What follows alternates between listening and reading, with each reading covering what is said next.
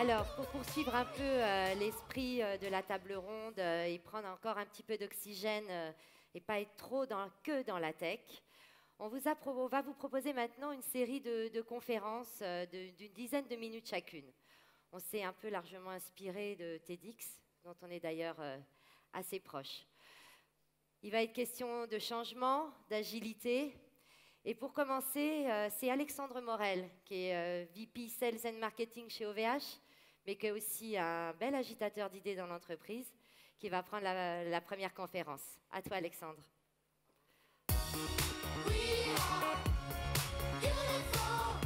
Bonjour à tous.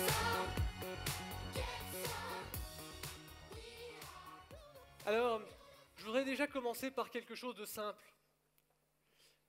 C'est cette courbe. Cette courbe, finalement, c'est quelque chose qui parle à tout le monde. C'est une courbe qu'on a l'habitude de voir, finalement, on vit avec.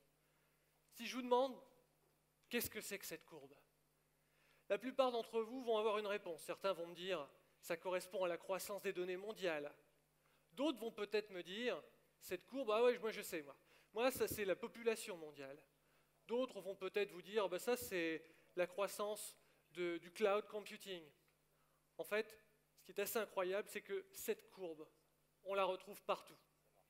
On la retrouve partout et on pourrait la qualifier d'exponentielle, de croissance ultra rapide. Mais finalement, ce qui est assez génial, c'est que cette courbe, c'est exactement comme des effets spéciaux au cinéma. La première fois que vous la voyez, vous faites « Waouh !» Waouh ! Souvent on la voit en maths à l'école, ou on la voit un peu plus tard, mais on se dit ah, « Ça c'est une sacrée croissance ». Et puis après, c'est comme pour les effets au cinéma, la deuxième fois qu'on la voit, la troisième, on se dit « Oui, bon, bah, c'est une courbe, quoi. » C'est une courbe comme toutes celles qu'on nous montre partout. Et pourtant, cette courbe, c'est celle contre laquelle on joue un match contre la montre. C'est quelque chose de très important parce que pendant les 30 premières secondes de cette conférence-là, rien que maintenant, depuis qu'on a commencé à échanger ensemble, eh bien, il s'est produit énormément de choses.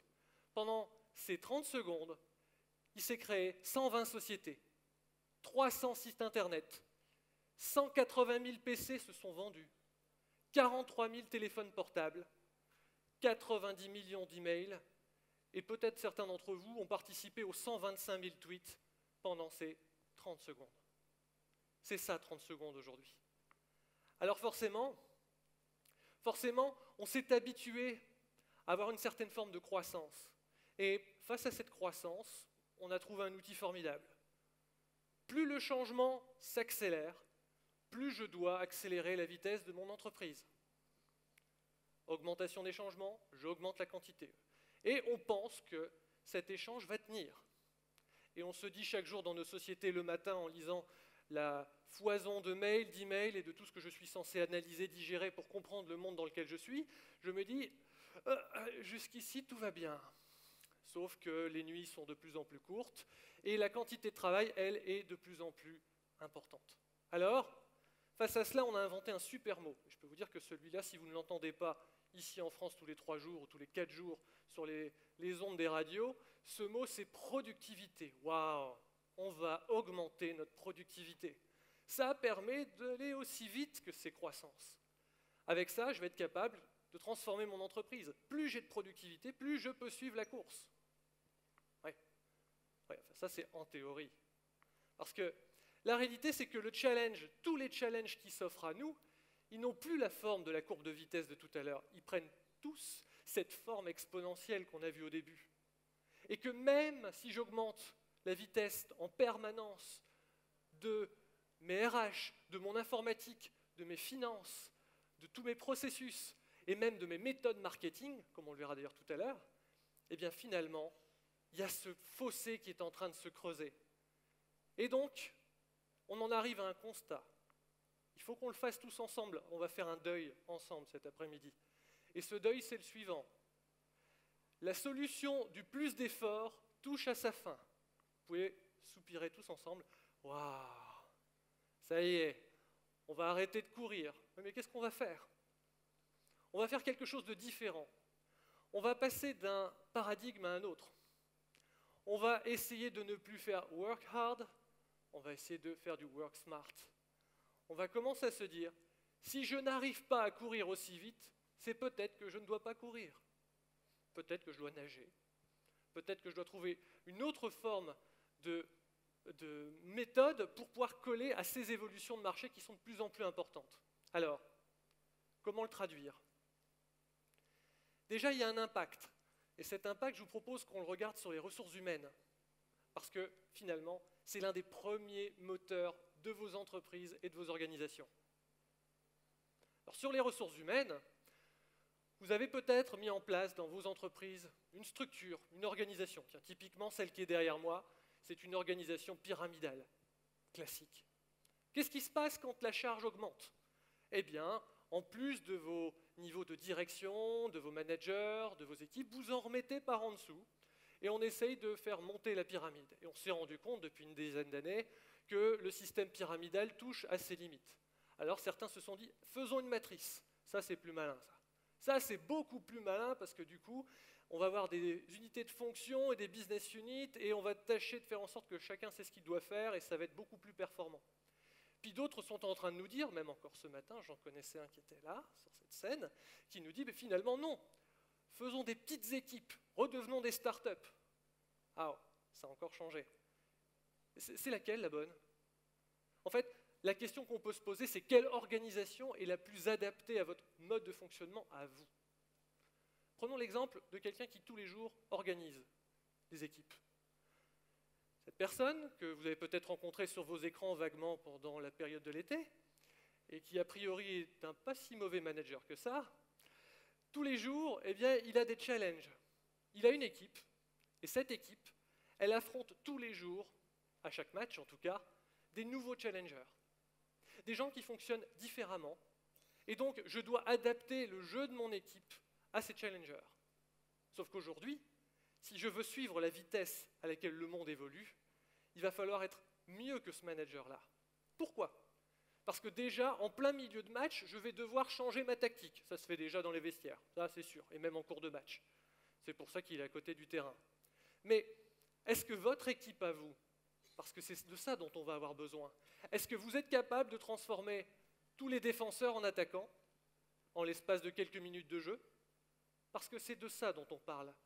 Est-ce que dans votre équipe, les personnes sont suffisamment polyvalentes pour bouger, aller d'un poste à un autre? Et cela, c'est ce qu'on appelle la flexibilité. Tout le monde a entendu parler de flexibilité. Mais aujourd'hui, ce n'est pas suffisant. Ce n'est pas suffisant. Vous avez vu la courbe tout à l'heure? Il faut aller encore plus vite. Encore plus vite, ça veut dire quoi? Mais ça veut dire que si vous êtes capitaine de cette équipe, au plein milieu du match, voilà à quoi ressemble le match. Et tout à coup, tous vos joueurs se mettent à faire du hockey. Est-ce qu'ils sont capables de faire du hockey en l'espace de quelques minutes, de changer d'équipement, d'enfiler effectivement la nouvelle combinaison, de prendre la crosse et de monter sur la glace? Pire, ça peut être aussi l'environnement qui a changé. Est-ce qu'au milieu du match, vous dites tout le monde sortez, montez tous à bord? On a un nouvel environnement de compétition, on va aller jouer à ça. Est-ce que vous êtes capable de ramer? Et pourtant, c'est à ça qu'on doit s'habituer. Si vous avez suivi ce qu'on se disait ce matin au niveau des marchés, de la vitesse à laquelle le monde change, votre compétition, elle peut vous emmener sur tous les terrains. Et au niveau des ressources humaines, ça implique quelque chose de nouveau. C'est la fluidité. Et la fluidité, c'est bien plus puissant que la flexibilité. C'est la capacité à réorganiser l'ensemble de vos molécules en n'importe quelle forme, et ça, dans un temps record. Alors, votre entreprise, vous pouvez la situer à 3 niveaux. Vous pouvez vous demander, est-ce que c'est plutôt du ciment qui a tendance à se cristalliser dans le temps, et auquel cas, quand le coup de vent arrive, pas de chance, c'est déjà dur. Est-ce que vous êtes arrivé au niveau de la flexibilité? C'est ce que j'appelle la pâte à modeler, c'est sympa, ça bouge, mais c'est quand même encore un peu pâteux. Ou est-ce que vous êtes capable de dire que tous vos collaborateurs sont dans un état de fluidité? C'est-à-dire que vous avez été capable de leur donner une réaffectation, une nouvelle mission, de nouvelles tâches et de basculer d'un job A à un job B en quelques heures. Waouh, ça change beaucoup de choses sur le recrutement, ça. Alors ça veut dire quoi? C'est-à-dire que quand on regarde l'histoire des compétences, tiens, revenons à la Renaissance, il y avait longtemps qu'on l'avait quitté. La première compétence, elle commence effectivement à l'époque des Renaissances, c'est À l'époque où le savoir-faire, au moment des corporations de métiers, était le plus important. Qu'est-ce qu'on cherchait chez quelqu'un? Son savoir-faire. Sauf qu'au fil des années, on s'est rendu compte que le savoir-faire fonctionnait par rapport à une industrie, une façon de faire, une méthode. Mais par la suite, on s'est dit, non, il y a une vingtaine d'années, on a commencé à surtout accélérer les choses autour des méthodes, ce qu'on appelle les soft skills, en disant, ce dont j'ai besoin, c'est de gens qui ont des méthodes, qui connaissent des méthodes ISO, qui ont travaillé sur différents domaines comme la qualité totale, qui ont mis en place du Six Sigma dans les entreprises, la gestion de projet, toutes ces choses-là. Et on s'est dit, ah, ça c'est chouette. Les méthodes, ça va me permettre de plus facilement compenser les changements réguliers de savoir-faire. Sauf que les méthodes, aujourd'hui, c'est comme les compétences. La méthode qui correspond à une solution pour votre entreprise, elle va durer quelques mois. Et après, elle ne marche plus non plus. Alors qu'est-ce qui reste? Qu'est-ce qui va devenir le plus important? Une seule chose. Une chose fondamentale. Une chose qui dépasse le savoir-faire et la connaissance des méthodes. C'est le savoir-être de vos collaborateurs. C'est de savoir, est-ce que ces personnes sont capables d'apprendre des nouvelles méthodes, d'abandonner les méthodes, comme une peau de serpent à très grande vitesse, et de rebasculer dans un nouveau métier reconditionné et prêt à être opérationnel en quelques jours. Gros défi. Parlons maintenant du système d'information, ce qui va venir après les ressources humaines et ce pourquoi vous êtes là pour une bonne partie d'entre vous aujourd'hui. Eh bien, dans le système d'information, votre entreprise change. Est-ce que votre IT peut changer aussi vite que votre entreprise? Prenons quelques exemples. Je ne les ai pas inventés, ces exemples. Tous les exemples que vous allez voir dans les quelques secondes qui suivent sont issus d'échanges avec vous. Est-ce que vous êtes capable aujourd'hui de déplacer tous vos serveurs sur un autre continent, de réactiver toutes vos machines en les déplaçant à nouveau dans un mode actif après une période d'interruption? Est-ce que vous êtes capable de relancer votre activité en moins d'1 heure en cas de sinistre? Est-ce que vous êtes capable, parce que vous êtes une booming startup, d'incorporer 200 collaborateurs en moins de 3 mois? Est-ce que vous êtes capable de déménager le siège de votre entreprise en 3 semaines? Est-ce que vous êtes capable de changer de software et tous les outils de travail de votre entreprise en moins d'1 mois? Est-ce que vous pouvez ouvrir une boutique en moins de 2 jours dans un nouveau pays? Est-ce que vous pouvez lancer un nouveau produit ou une offre, voilà, à partir de zéro, complètement, et en moins d'1 semaine, et puis mettre votre catalogue produit complètement à jour en l'espace de quelques jours? Quelques exemples. Est-ce que votre système d'information est prêt? Est-ce qu'il est capable et suffisamment fluide, lui aussi, pour accompagner les défis du monde dans lequel nous sommes? Normalement, toutes les solutions sont là pour le faire. Alors, vous avez peut-être entendu parler de différentes méthodes. Le Lean Startup, on en parle beaucoup ces temps-ci. Certains disent « Waouh, c'est génial, c'est le Lean ». Ouais. Enfin, toute personne qui a fait un peu d'industrie sait que le Lean, ça existe depuis 20 ans. C'est formidable, ça accomplit des prodiges dans des tas d'industries. C'est pas nouveau. Startup, c'est pas nouveau non plus, sauf la manière de le faire. Et le Lean Startup, c'est un mélange des deux. Dans cette vision, je vais réaliser des cycles avec mon client, c'est-à-dire que je vais avoir une idée, je vais construire un produit, je vais le tester rapidement, sans forcément qu'il soit totalement abouti, mais juste pour avoir un feedback. Est-ce que ça te plairait, ça, toi, client, si jamais on allait jusqu'au bout des choses? Et puis, je vais mesurer, est-ce que ça a un intérêt, un impact? Est-ce que ça leur plaît? Et puis, avec le delta et les données, je vais pouvoir apprendre, optimiser et faire un nouveau cycle. Ça signifie avoir un contact permanent, régulier et constant avec le client, itération après itération, sans attendre un effet tunnel. Pourquoi? Parce qu'il y a un mot qui nous a drivés pendant toutes ces années. Vous tous, on l'a tous entendu, la roadmap. Quand j'entends la roadmap, moi j'ai l'impression de voir une autoroute d'à peu près 100 km en ligne droite où on me dit « Waouh, cette boîte, elle est capable de voir à 3 ans les produits qui vont sortir. » Ouais, ça a marché un temps. Ça a marché un temps tant qu'on n'était pas dans cette organisation actuelle. Une roadmap à 3 ans, c'est illusoire, mais même à 1 an, c'est devenu totalement ambitieux. Attention, je ne suis pas en train de dire que tout ce qu'a promis Octave ce matin, on n'allait pas le faire. Peut-être qu'il y aura des surprises, peut-être qu'il y aura des petits changements. Mais ce qui est important, c'est de se dire qu'aujourd'hui, quel que soit votre business, que vous soyez une société de services, que vous soyez une profession libérale ou n'importe quoi, que vous avez des produits ou des services, vous devez pouvoir vous dire, est-ce que je suis capable de sortir un produit en 8 semaines? Tiens, challenge. Je rentre à la maison, là, hop, je vais voir mes équipes.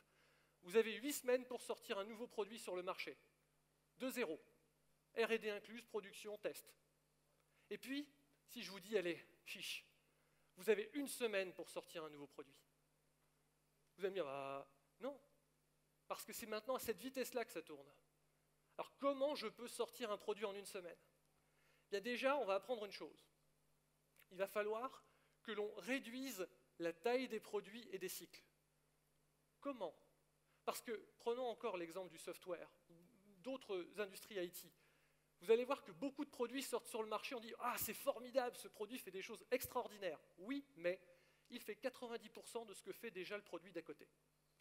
La différence, c'est 10%, c'est moi qui les ai ajoutés, mais mes développeurs, ils ont quand même dû faire l'interface graphique, la gestion de base de données, la gestion des contacts, bref, tout ce que j'ai déjà vu dans tous les logiciels d'à côté, mais je vais y passer des mois à le refaire, parce que je n'ai pas le choix, il me faut un logiciel complet. J'ai pas le choix? Bien sûr que si, j'ai le choix. J'ai le choix. Je peux très bien avoir un partenaire, je peux utiliser des API, je peux très bien décider que cette technologie, elle me plaît, ben je vais me greffer dessus, je vais rajouter ma valeur. Et c'est ça qui compte. Ça n'est pas de réinventer la roue, parce que plus je vais être petit, pas parce qu'aujourd'hui les challenges sont énormes, que je ne dois pas réduire la taille des challenges pour avoir une chance de me focaliser sur ce qui est différent. Uniquement ce qui est différent, pas pour réinventer ce que tout le monde est en train de faire à côté, et rassurez-vous, certainement mieux que vous. Donc, quelque part, ce qui est important, c'est de déterminer où est la valeur dans votre produit. Qu'est-ce que vous faites de vraiment différent? Trouvez un moyen de le tester avec vos clients sans être obligé de développer tout le reste. Et ensuite de l'emballer, c'est-à-dire d'augmenter cette valeur. Là, je suis différent. Là, j'ai un truc qui mord. Là, il y a du poisson. Là, ça mord. Il n'y a personne d'autre. Et c'est quelque chose de totalement inédit, d'innovant. Et là, je suis seul à bord. Là, je vais pouvoir accélérer les choses. Du coup, que ce soit votre système d'information, que ce soit finalement votre IT, que ce soit vos ressources humaines ou encore votre organisation globale marketing, eh bien, il vous reste une chose importante à faire. Vous devez le libérer, vous devez le rendre fluide, vous devez être beaucoup plus focalisé sur la valeur et augmenter toute la partie fluidité. Et la très très bonne nouvelle, la super bonne nouvelle pour vous tous, et en même temps c'est un sacré défi, c'est que comme on a vu ce matin, n'importe qui peut débarquer sur votre business et complètement le bouleverser en quelques semaines. Mais ça veut dire aussi que vous pouvez débarquer dans n'importe quel business et aller vous-même bouleverser le business des voisins. Et ça se déroule avec une horloge. Et cette horloge, elle est remise à zéro tous les jours. Profitez-en, vous avez tous les outils pour. Merci beaucoup.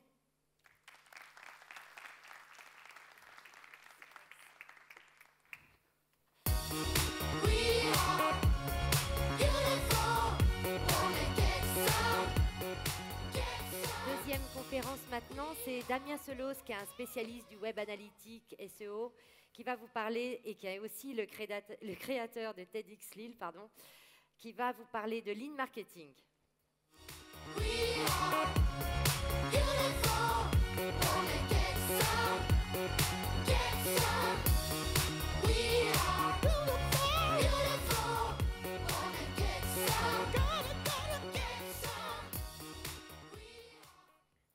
Merci, bonsoir, bonjour. Alors, je vais aller explorer un sujet qu'on a un tout petit peu abordé dans ces différentes conférences, que ce soit à la table ronde de tout à l'heure où on a parlé d'innovation et tout à l'heure aussi quand Alexandre abordait ces sujets. Je vais essayer de faire rentrer un petit peu d'agilité dans le marketing et voir un petit peu comment on peut aller chercher plus d'agilité pour accéder au marché. Et tout d'abord, cette image pour vous montrer que finalement, on est à l'aube. Toute la technologie rend possible absolument tout ce que l'on peut faire, mais ce n'est pas parce que c'est possible qu'il faut le faire. Et là-dessus, moi, je prends le contre-pied et te dire, attention, allons voir du côté de l'usage pour être sûr que l'on est en train de réaliser vraiment ce que le marché me demande. Et donc, fondamentalement, le marketing, c'est pas de la magie. Et non. Le marketing, vous l'aviez deviné déjà, le marketing, c'est pas de la magie. Le marketing, c'est pas non plus tout un ensemble de nouveaux outils qui sont arrivés sur le marché et qui sont autant de points nouveaux de contact que les consommateurs peuvent avoir avec vous. Non, au contraire, le marketing, et ça a été déjà évoqué, est là pour vraiment aller créer et délivrer de la valeur pour le consommateur final. Et cette valeur qui est ce qu'on va aller chercher et on va essayer de découvrir ensemble quelles sont les nouvelles manières qui nous permettent d'y arriver. Et c'est créer de la valeur plus que d'essayer de la capturer, parce que on est dans un monde où chacun essaye d'aller choper la petite part de valeur et essayer de se trouver sur ce marché. On va essayer de voir ensemble et explorer la possibilité d'aller créer cette valeur dans des endroits où ce n'était pas forcément possible jusque-là. Alors, mon métier, le métier du marketing, c'est de se faire rencontrer l'offre et la demande. Et le marketing a ce métier-là. Je reprécise les choses parce que trop souvent, maintenant, on entend le marketing un peu comme le marketing appliqué au web, le marketing appliqué à ceci, le marketing appliqué à cela. Pour moi, je reviens aux fondamentaux et on se place entre l'offre et la demande pour essayer de faire en sorte qu'elles se rencontrent. Et quand elles se rencontrent, eh bien, c'est là que le business commence. C'est là que les choses c'est là que tout devient possible. Mais quand il se passe un peu plus que ça, c'est-à-dire que quand il y a l'offre et la demande se rencontrent, mais qu'en plus des clients se trouvent bien et que la relation devient durable, eh bien c'est là que commence la rentabilité et le succès sur le long terme. Mais quand on a en plus de ça le client devient avocat de vos offres vis-à-vis des autres consommateurs, alors à ce moment-là, on a véritablement le succès. Eh bien, ce qu'on peut essayer d'explorer ensemble, c'est comment on peut passer d'un marketing où juste le business commence à un marketing où il y a une véritable aide du consommateur pour aller chercher d'autres consommateurs. Eh bien, je reviens aux fondamentaux du marketing. On en a parlé tout à l'heure. La vision, c'est vraiment ce qui est le socle du marketing. Et si vous ne connaissez pas déjà ce qu'a dit Simon Sinek à ce sujet, je vous invite vraiment à aller voir ce qu'il a dit au propos de tout commence par le pourquoi. Le pourquoi ici, c'est la vision. Et cette vision, c'est pourquoi finalement le consommateur achèterait ce que vous avez à lui proposer. Et que tout commence par cette vision, mais après, il s'engage une stratégie et puis un couple produit-service que l'on met sur le marché. Et la bonne nouvelle, c'est que bien, la part stratégie et produit sont désormais des éléments qui peuvent être testés sur le marché et d'une façon que vous n'aviez pas forcément utilisé déjà jusqu'à présent. C'est là que l'agilité peut aider.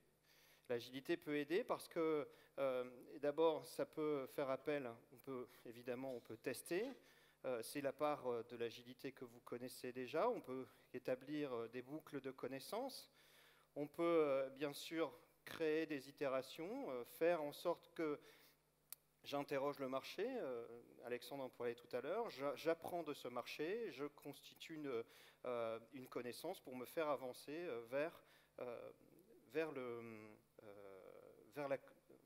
en enlevant un certain nombre de risques sur mon avancée.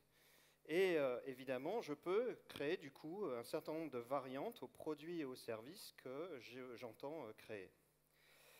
Mais ça reste la surface de ce que peut être l'agilité. Vous aviez certainement déjà appliqué ce genre de choses dans d'autres secteurs d'activité, éventuellement sur du développement. Mais pour le marketing, il va falloir qu'on aille aborder toutes les alternatives crédibles à l'utilisation d'un produit ou d'un service.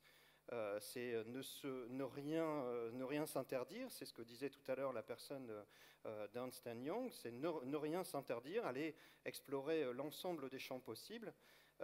Et pour ça, par exemple, son intervention à la SNCF, ça a été de voir aussi peut-être ce qui se fait dans la location de voitures ou le partage de voitures pour faire un trajet.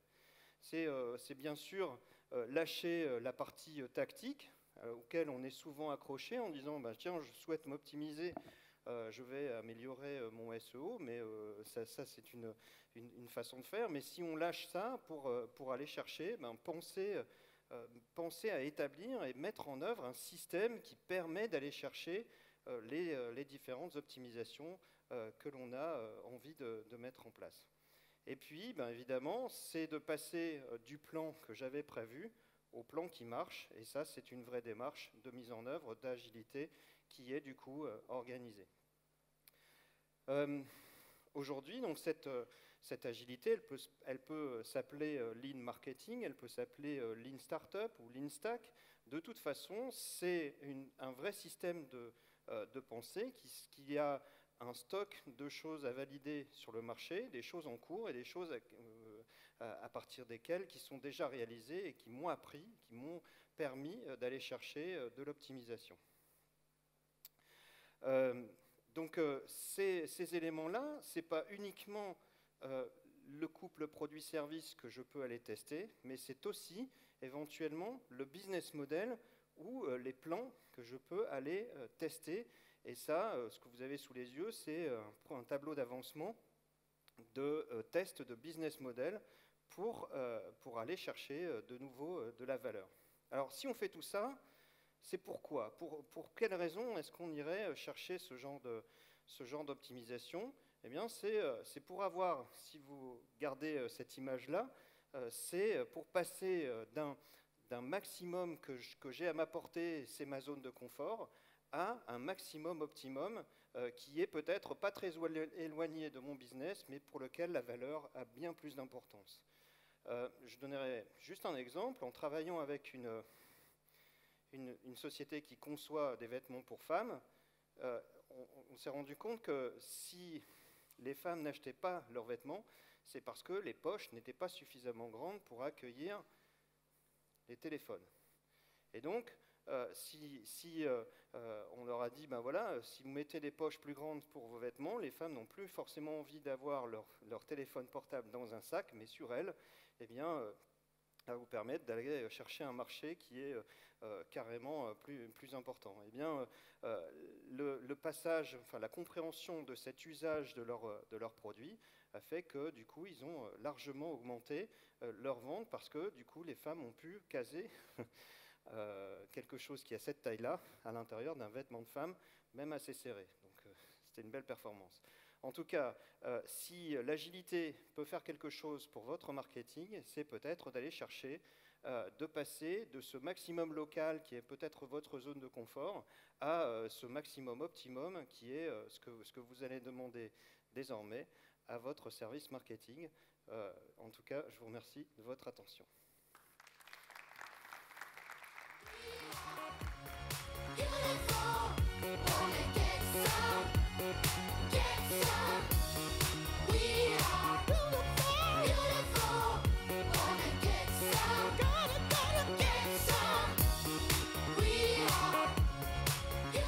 Alors maintenant, dernière conférence de cette petite session, nous allons accueillir Pierre Leroux.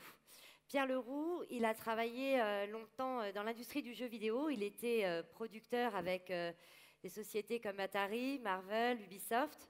Aujourd'hui, il a rejoint OVH. Il est VP Expérience Utilisateur. Et je crois qu'il va remettre en question pas mal les oppositions un peu traditionnelles entre créatifs et matheux. Pierre, c'est à toi.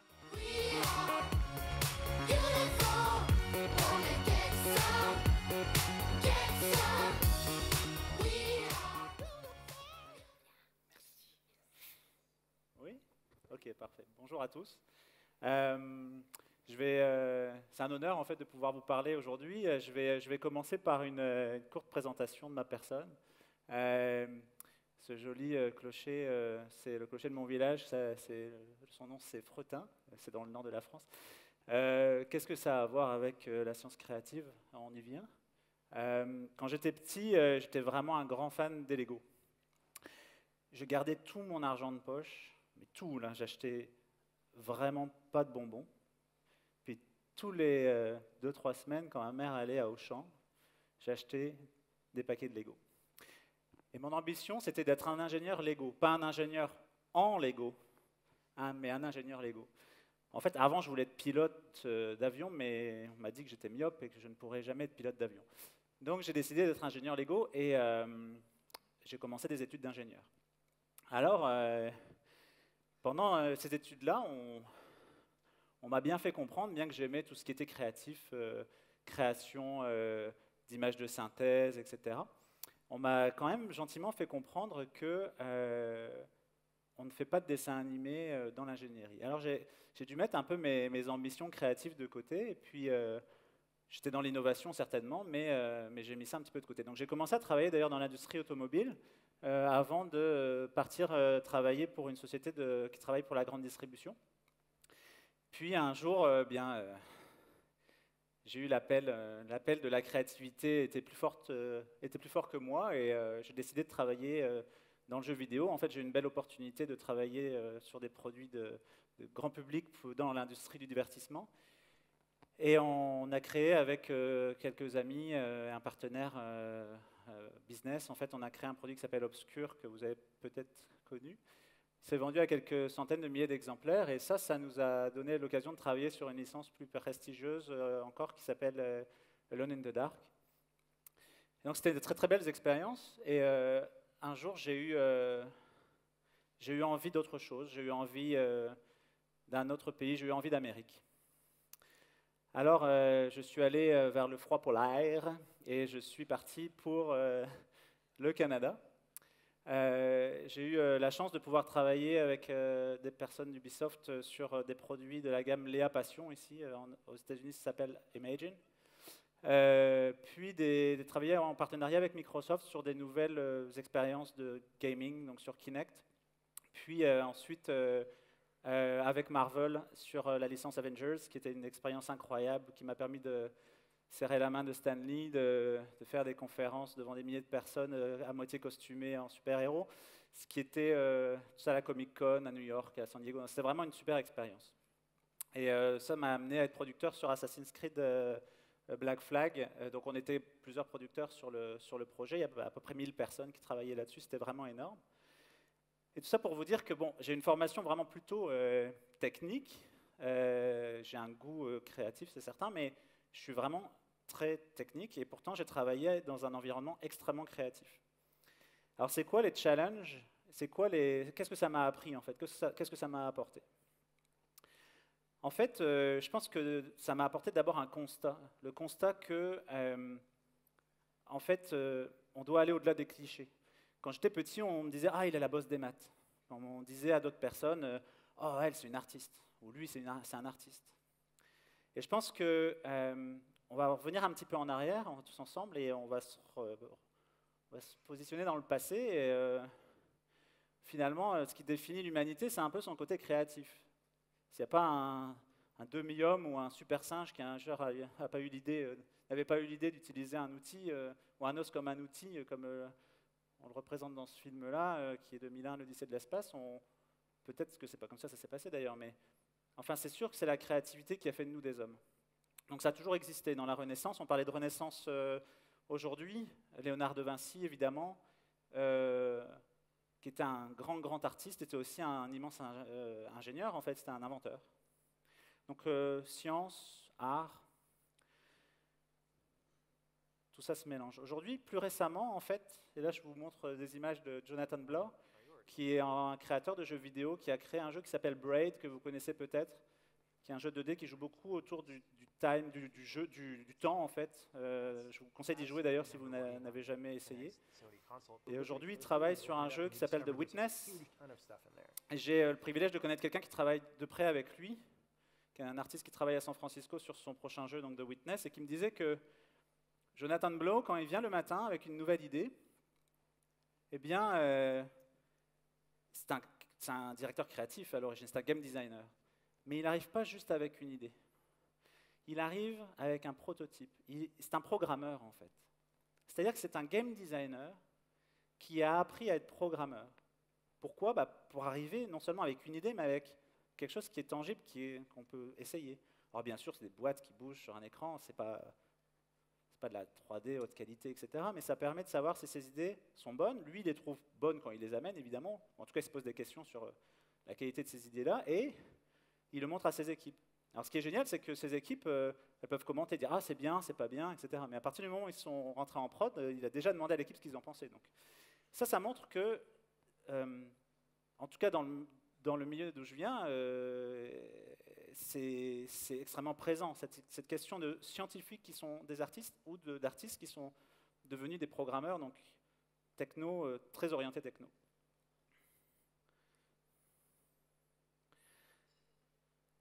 Alors,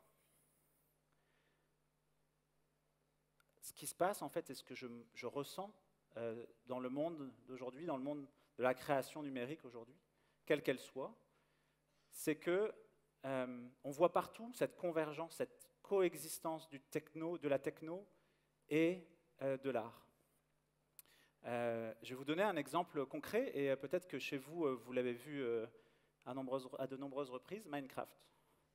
Bon, ok, je suis fan de Lego, Minecraft, bon, c'est pas très loin, c'est juste du Lego virtuel, vous allez dire, mais Minecraft, c'est 12 millions de joueurs. Minecraft, c'est des centaines de milliers de serveurs. Des centaines de milliers. C'est un jeu, une expérience, on ne sait pas vraiment ce que c'est, mais ce qui est certain, c'est que la créativité, elle est au cœur de cette expérience. Et on ne peut pas dire que ce n'est pas techno comme expérience. C'est un peu aride au début, il faut essayer de comprendre comment ça marche. Les joueurs se parlent entre eux. Ah, comment tu as créé du diamant? Comment tu as fait comment tu as créé je sais pas, ta maison, ton arbre, que sais-je, ton cheval.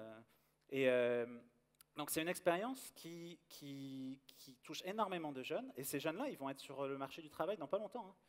Mon neveu, à 15 ans, il va être sur le marché du travail peut-être dans 5 ans. Et il aura grandi dans un univers hyper connecté où la créativité et la technologie sont omniprésents. Ça crée une nouvelle génération de personnes avec lesquelles non seulement on va devoir travailler, mais avec lesquelles il est super intéressant de travailler. Là, je vais vous montrer un autre exemple en fait, du fait que ça se répand partout. Ça, c'est une exposition qui s'appelle Dev Art, qui a lieu à Londres. Je pense qu'elle est encore en cours aujourd'hui. Et c'est une exposition d'œuvres d'art, mais issues de la programmation. C'est-à-dire c'est vraiment du développement qui devient de l'art. Alors, impression d'objets, programmation, LED. Je vous conseille d'aller un jour dans le désert du Nevada, à Black Rock City, pour leur événement annuel de créativité dans ce type-là, qui s'appelle Burning Man. C'est à voir, où, encore une fois, le numérique, l'artistique, tout ça coexiste. Alors maintenant qu'on a accepté le fait que la science, l'art et tout ça, ça coexiste, et si c'est pas à nos portes, c'est pas loin, ça va arriver, ça va nous entourer, et ça va influencer notre manière de travailler. Je pense qu'il y a des choses qu'il faut assumer. Et c'est pas évident quand on est scientifique, et moi-même je le suis, d'assumer le côté un peu incertain, le côté un peu mystérieux, hasardeux de la créativité. On a l'impression parfois quand on a une bonne idée, ou que quand quelqu'un a eu une bonne idée, qu'elle vient de nulle part, que c'est comme c'est presque mystique, c'est bizarre. Pourtant, il y a des manières pas d'encadrer, mais de travailler sa créativité, de la susciter. Alors, si je reviens aux Romains, les Romains ne disaient pas cette personne a du génie, ils disaient cette personne a un génie. Ils pensaient qu'on était habité par une sorte d'entité, un esprit ou quelque chose qui venait nous influencer, comme la muse, un petit peu l'image de la muse, c'est un peu la même chose. Moi, ce que je pense, c'est que cette créativité, elle est en nous, dans chacun de nous, qu'on peut la travailler, qu'on peut en faire quelque chose. Je vais expliquer un peu plus tard. Là, je vais revenir au côté un peu hasardeux, pas mystérieux, mais hasardeux. Je travailler sur cette belle licence et pousser en avant l'idée d'avoir un personnage noir, un esclave qu'on va affranchir. Et on était en pleine prod, et on était même dans la fin de la prod, et d'un seul coup, on entend parler d'un film, 12 Years a Slave. Mais qu'est-ce que c'est que ça? Méga carton, méga carton. Et ça, c'est vraiment du hasard. C'est-à-dire que on a eu une idée, elle était certainement bonne, mais elle est devenue encore meilleure par le fait du hasard. On n'en avait pas conscience qu'il allait avoir ce film, et surtout qu'il allait avoir ce succès. Donc comment gérer ça? Moi, je vois la créativité comme une plante. Une plante, on achète une plante, si on lui met de l'eau, si on lui met de la lumière, si on connaît un peu de quel type de plante il s'agit, elle va normalement pousser convenablement. On peut lui mettre un peu d'engrais, mais elle ne va jamais pousser exactement comme on l'entend. Elle va pousser à sa manière.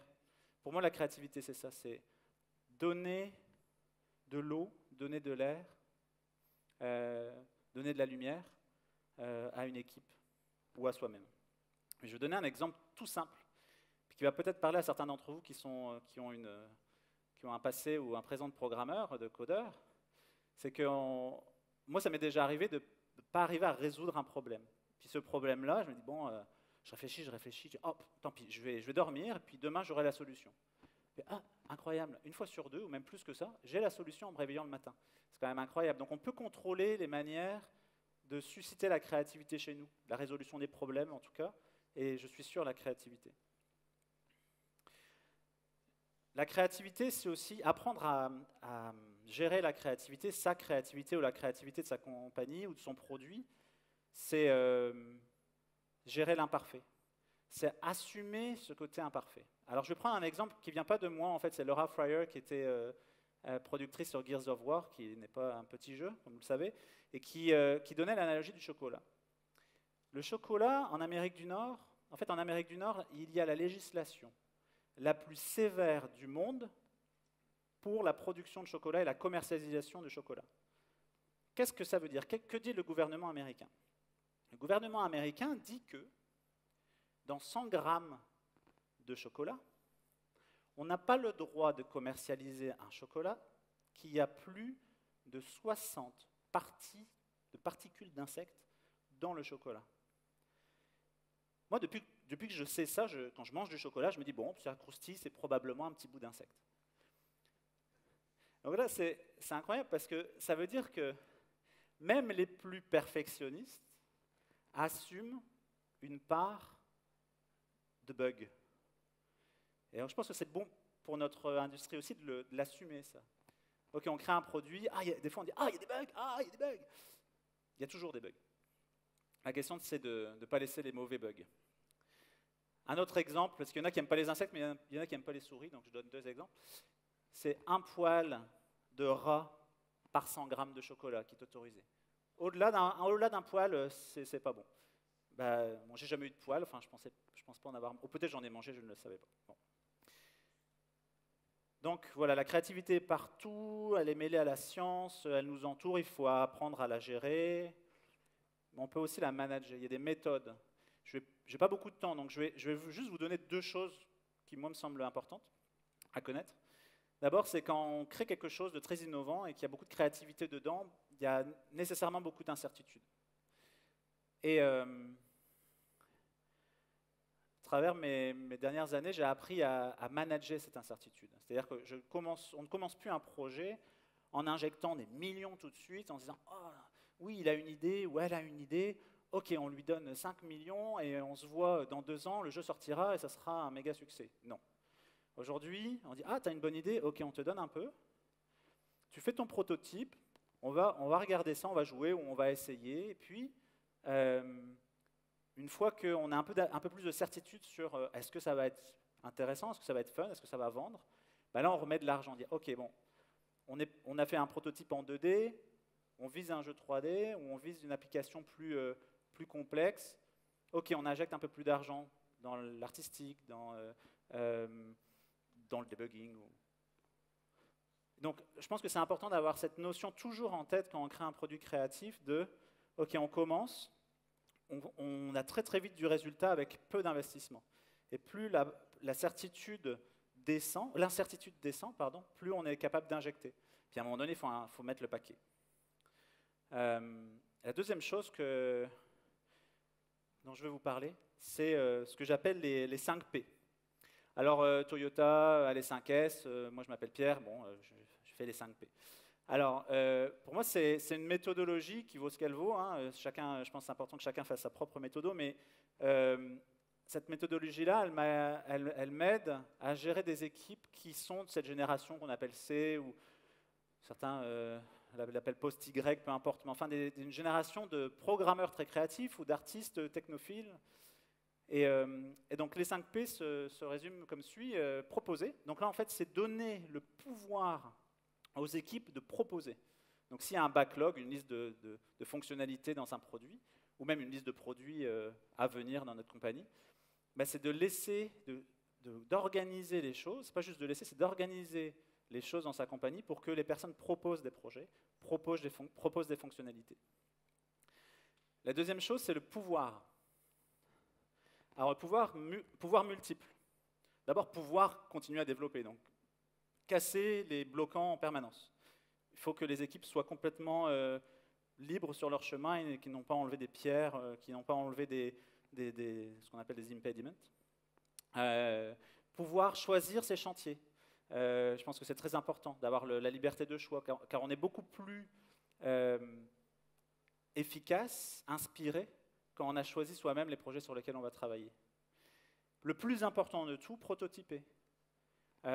Et pas juste, on va prendre ta fonctionnalité, on va l'envoyer à une équipe de user test qui a 200 km. Puis, on a le rapport, tiens, regarde, tu vois, ta fonctionnalité, elle ne marche pas. Non, c'est pas ça. Prototyper, pour moi, c'est la personne qui développe est présente pendant les user tests et regarde le client potentiel utiliser l'application, le jeu, peu importe le produit, et en fait, à ces conclusions, avant même d'avoir le rapport de playtest, ils sont complémentaires ou de user test. Ils sont complémentaires, mais c'est très important que la personne participe, parce que quand elle va retourner à son poste de travail, elle va être immédiatement motivée et elle aura déjà des idées d'amélioration de son prototype. Prouver. Il ne suffit pas de faire des user tests, il faut que la science s'insère dans les user tests.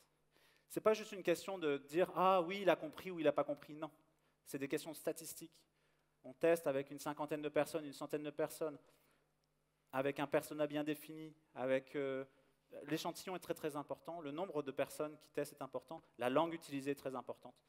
Et là-dessus, on a une équipe idéalement qui est indépendante du développement, qui donne des conclusions scientifiques. Donc observation, mais aussi conclusions scientifiques à un user test. Et enfin, persévérer. Que la personne qui développe soit dans ce cycle de prototypage, d'observation, de réception de ces user tests, de ces conclusions du user test, pour itérer sur ce qu'il est en train de développer ou elle est en train de développer. Alors certains vont dire « Ah, mais l'ego dans tout ça, moi dans mes équipes, les personnes ne vont pas supporter d'avoir la science qui leur dicte quoi faire. » Moi je dis que les bons créatifs d'aujourd'hui et de demain ne sont pas les personnes qui ont des bonnes idées. C'est les personnes qui utilisent la science pour prouver qu'ils ont des bonnes idées. Et je vous laisse méditer sur cette phrase d'Einstein. Je dirai rien là-dessus. Merci beaucoup.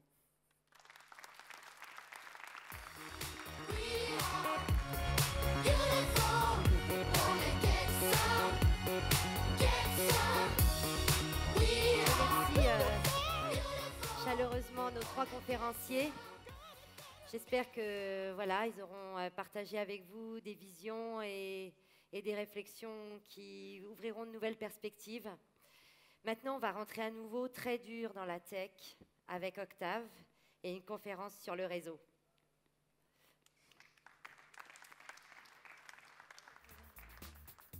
Has escaped